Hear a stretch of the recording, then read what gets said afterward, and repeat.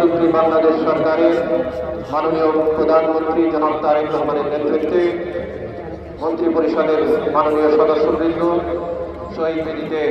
পুষ্পস্তবক অর্পণ করছেন। উপস্থিত রয়েছেন মাননীয় মন্ত্রী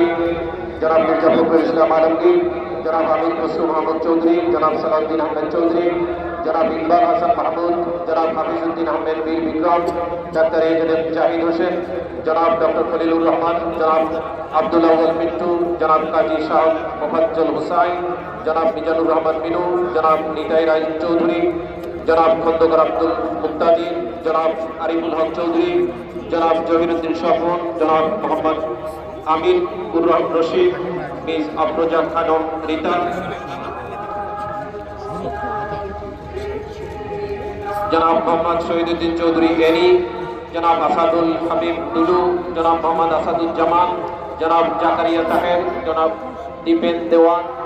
ডক্টর আনোমা হেসানুল হক মিলন, জনাব সর্দার মোহাম্মদ সাগর হোসেন, জনাব ফকির মাহবুব আনাম, জনাব শেখ রবিউল আলম। উপস্থিত রয়েছেন মাননীয়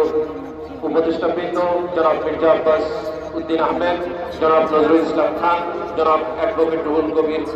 রিজভী আহমেদ, জনাব মোহাম্মদ ইসমাইল জবিউল্লাহ, ডক্টর রাশেদ আল মোহাম্মদ।